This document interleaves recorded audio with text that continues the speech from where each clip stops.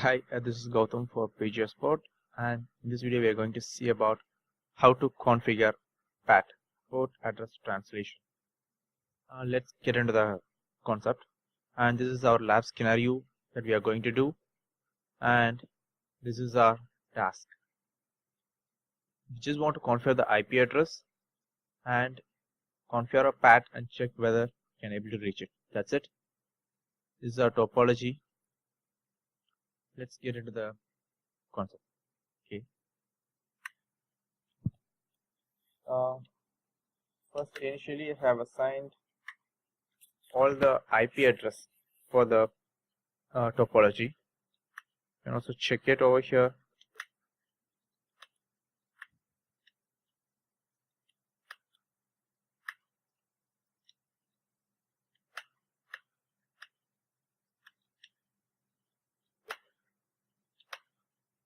Okay, every IP address has been configured. We just want to configure a path. That's it. Okay, first initially we just want to know whether we can able to reach the particular destination, that is our server. As usual, we just put a debug packet.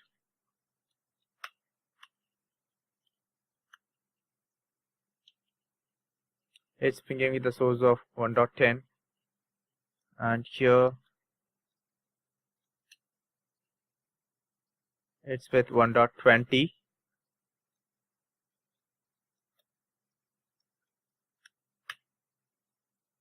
And here is 1.30. It is been with the private IP address it is trying to reach. Okay, now we are going to configure a PAT. PAT, what has been used is we are getting a single IP address from the ISP, and we are going to translate an entire IP segment to a single IP. This is what a PAT does. It is totally based on the port numbers. Okay, first we just want to know. One second, I just confirm whether access list has been configured. Okay, already I have configured access list over here. Okay, just remove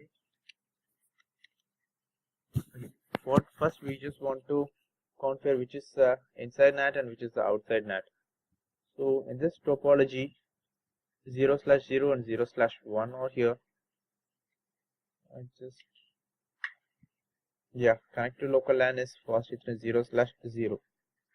So that should be our NAT inside fast Ethernet 0/0 IP NAT inside, while in case of fast Ethernet 0/1 is which is being connecting to the outside, that is connecting to the DNS server, is IP NAT outside. Okay, it is done. Next we just want to configure an access list for the inbound for the private lines, that is inside, that is IP NAT inside, to which interface it is being configured, that IP segment to be configured as access list. I just confirm it once. Show running configuration interface and fast Ethernet 0/0. This is our IP segment that we are going to use for access list. Okay, access list 1, I'm going to permit it. This is the segment. Okay, I have permitted this segment. So where do we need to call? As usual, we just want to call this in the NAT configuration. IP NAT. Then it's, we are not going to configure any sort of pools over here, because the pool is to be configured only in the dynamic NAT inside.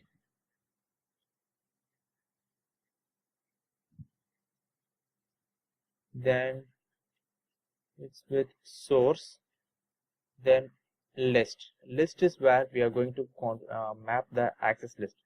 Source is from which source to which to which destination we are going to map. That's what it tells us. So the source is list. So we are mapping access list over here. So if we look into the access list of this, all segment should have to be translated to the segment that we are going to configure now. But we are not going to configure anything in PAT. Well, in case of a dynamic NAT, we are going to configure a pool, and a pool should be matched over here. But in case of PAT, that's not a case. We just want to configure an interface, the outbound interface that used over here. So while in this case it is fast Ethernet 0/1, it's fast Ethernet 0/1. So that's it. This is the PAT configuration. Second, you can also confirm it what I have configured. Okay, this is the access list I configured, and this access list is being mapped to the Natting statement, Natting configuration, with the source lit and with the outbound interface of this, the keyword of overload. Overload is a key statement or keyword, whatever it be, which gives you a which helps you to configure the access list as a PAT, which is nothing but which gives you a port number, so that our entire statement of this segment, that is matches the access list, this entire segment will be translated to the IP address that is being configured with this interface with a consent port number. That's what it says. That's it about a PAT.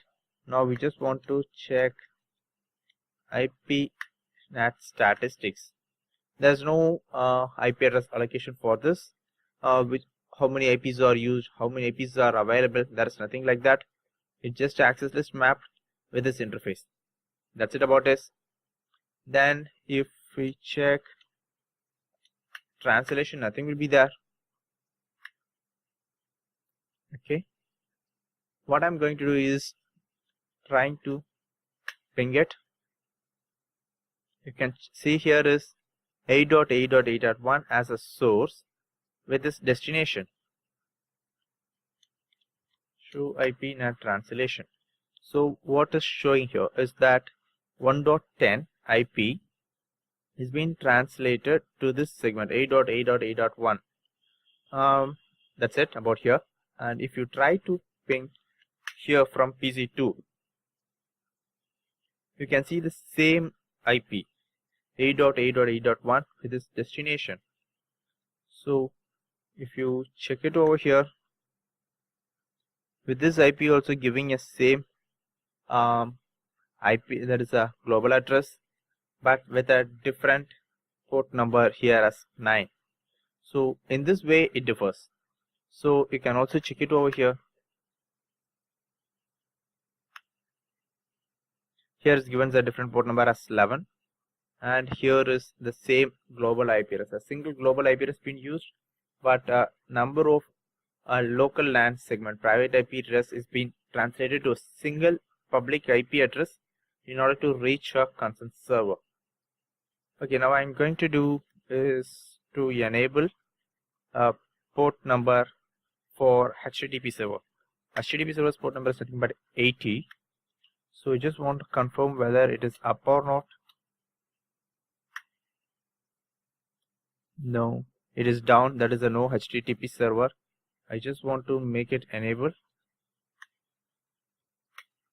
That's it. Now it is enabled. Now I'm going to try to reach the port number 80 of the server. That is telnet with this port number 80. It is open. I just want to check it has been reaching via this interface.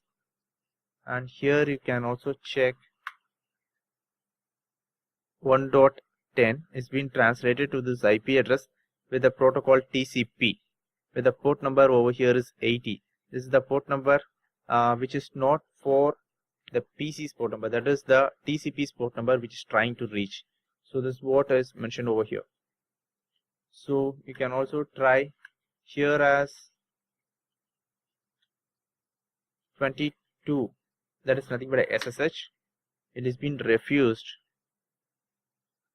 but at the same time you can also check it over here as this IP, that is a local IP 192.168.1.20 is being translated to 8.8.8.1 with a port number as 22. It is trying to reach outside address to this port number. This is what it says. So this is how you need to configure a PAT It helps you to avoid a wastage of public IP address in the concerned location. So you can use a single public IP address for a number of private IP address that should be translated. So in this way, you need to configure a PAT. That's it about a PAT configuration. Thanks for watching. Until next time.